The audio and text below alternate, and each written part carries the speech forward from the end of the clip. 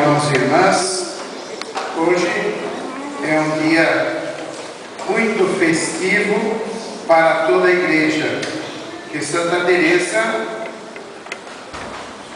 depois de Maria, é uma grande concorrente a ser a primeira entre as santas, de um modo muito particular, porque ela recebeu graças de Deus e pouquíssimas, não sei se mais alguém recebeu tantas graças como Teresa recebeu. A graça de estar em contato com Cristo, de ouvir, a graça de poder contemplar, elevando o seu corpo. Nós podemos dizer a alma, porque era o interior dela que contemplava de uma maneira espetacular. Mas, para chegar a isso, nós ouvimos no Evangelho, Jesus está dando uma dura, digamos assim, naquele povo que não queria ouvi-lo.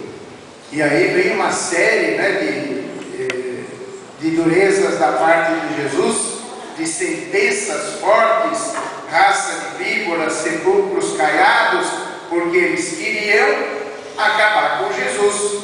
Foi aquele grupinho, mata, crucifica-o, porque não queriam aceitar o Evangelho.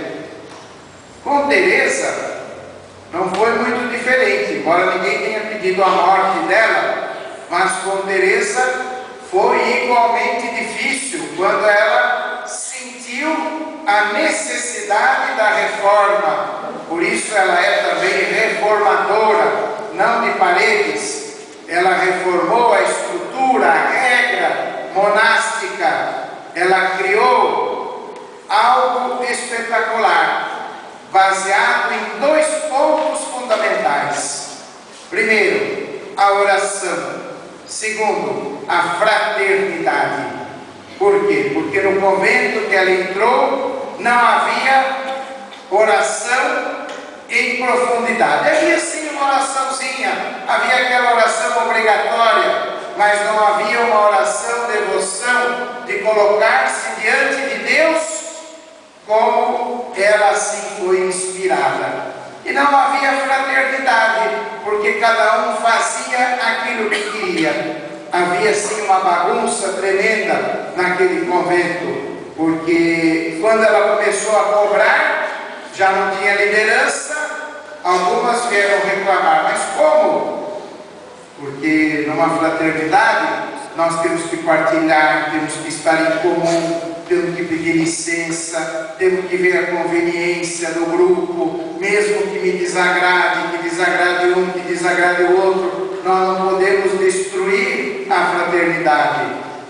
E aí Teresa foi dura no sentido de dizer para algumas irmãs: olha, se vocês não estão satisfeitas, vocês podem sair, podem ir para outro lugar, mas aqui vai ser assim, porque é assim que o Senhor me inspirou. Essa foi a inspiração de Teresa. E aí ela começou, embora ela tivesse morrendo com a fama de ser dura, Santa Teresinha, abrindo um pequeno parêntese, 300 anos depois, mostra a oração e a fraternidade no convento. Santa Teresinha do Menino Jesus, de Lisieux, mostra que a oração e a fraternidade seriam a mola mestra de todos os conventos e da vida monástica, e resgata a imagem de Teresa d'Ávila de uma maneira espetacular. E mais adiante ela torna-se então doutora da igreja por todos os méritos que ela teve ao longo da sua caminhada. Mas voltando então a Santa Teresa, não foi sempre maravilhoso. Quando nós ouvimos um santo, uma santa, e vemos a imagem e ouvimos alguma descrição, nós imaginamos que tudo foi uma beleza ao longo da sua vida, que não houve processo, que não houve dificuldade, mas não é sempre assim. Mesmo no convento, Teresa passou 10 anos com dificuldade para rezar. 10 anos com dificuldade para orar. Não para orar um Pai Nosso, não para rezar uma Ave Maria, mas com dificuldade de se colocar diante de Deus, concentrada, com dificuldade de se colocar diante de Deus e começar a meditar de modo profundo. Então é o que ela chama de aridez da alma, secura da alma. Não produzia nada o interior dela, não brotava nada. Isso para nós é um exemplo muito grande e profundo, porque muitas vezes nós nos perturbamos, e vamos dizer, depois tem um escrito dela, né? Nada te turbe, nada te perturbe. Nós nos perturbamos com pouca coisa. Às vezes a gente quer rezar e se atrapalha para rezar o terço, e tem gente que desiste, porque distrai, porque tem sono, porque tem não sei o quê, porque pensa numa outra coisa, que pensa no computador, na televisão, vai daqui, vai dali, desiste, né? Depois eu rezo, e não reza mais. Então, Teresa define, qual é o lugar para rezar? Não existe lugar para oração. Veja que definição bonita. Não existe lugar para oração. Porque a oração é o quê? É o encontro de Deus com o ser humano. E é o encontro do coração humano com Deus. Esse encontro tem que acontecer. Deus e o ser humano. Porque Deus deseja assim. E se nós também desejarmos, esse encontro vai acontecer. Essa é uma definição maravilhosa de Teresa. E ela diz que estava na aridez, né? Na aridez da alma, ela não conseguia nada.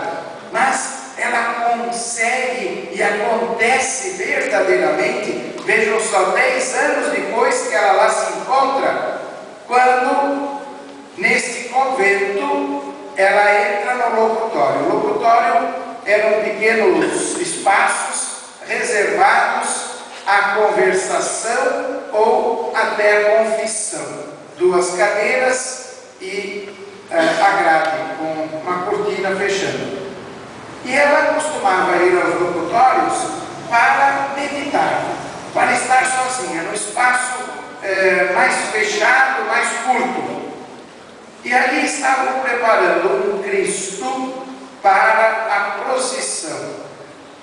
Uma imagem de Jesus flagelado, Jesus posto por Pilatos para ser entregue à multidão. O famoso et homo, ou eis o homem, como eles dizem, né? Eis o homem, né? Está aí o Cristo. O Cristo com a corda no pescoço, com a flagelação, todo aquele suor em sangue, sofrendo. E Teresa, quando entra nesse locutório, ela fica como que estarrecida, olhando aquelas lágrimas, o sangue de Jesus, o sofrimento de Jesus, e naquele momento ela começa a meditar profundamente como Jesus sofreu. E ela diz assim: meu Deus, como é que eu não me dei conta do sofrimento de Jesus? Como é que eu não me dei conta de tudo que Jesus passou por mim? E ela começa desde o Horto das Oliveiras, quando Jesus suou sangue, e vai chegando até aquele momento daquela imagem do Cristo sofredor.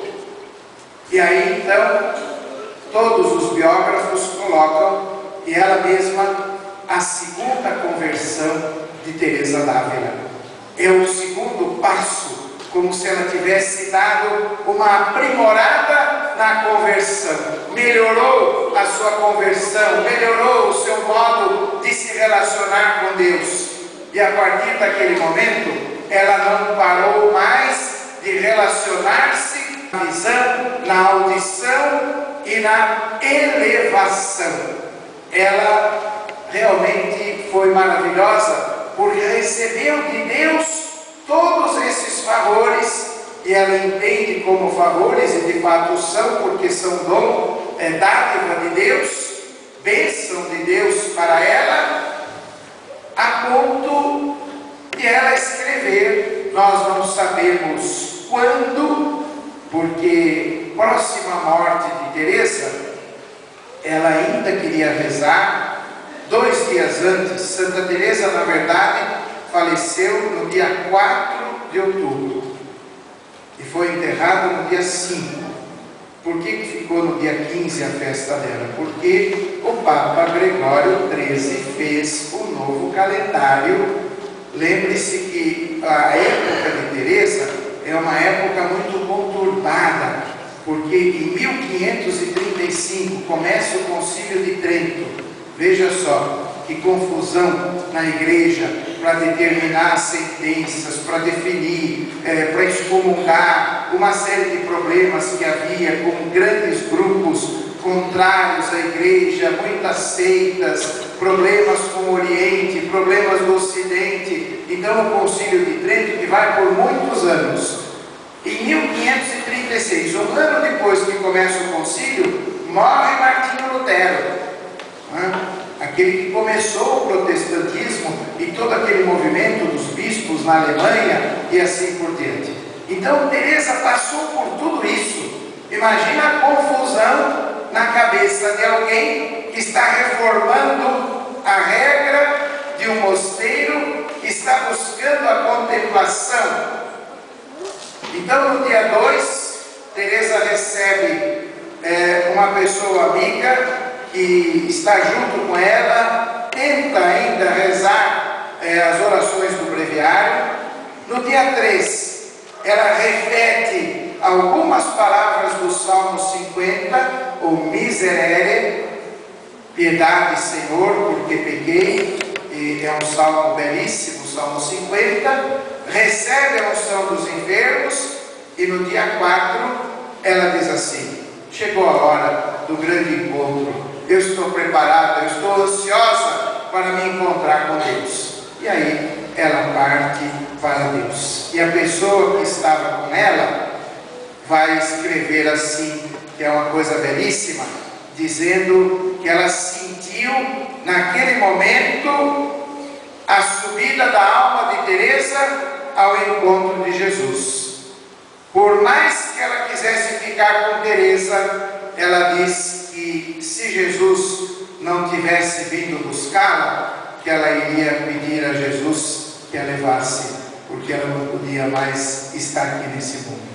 Então vejam o grau de santidade, o grau de transparência, o grau de igualdade, nós vamos dizer, na alma, no coração, para com Cristo. E depois então foi encontrado dentro do breviário de Teresa: nada te perturbe, nada te assuste, tudo passa, só Deus basta.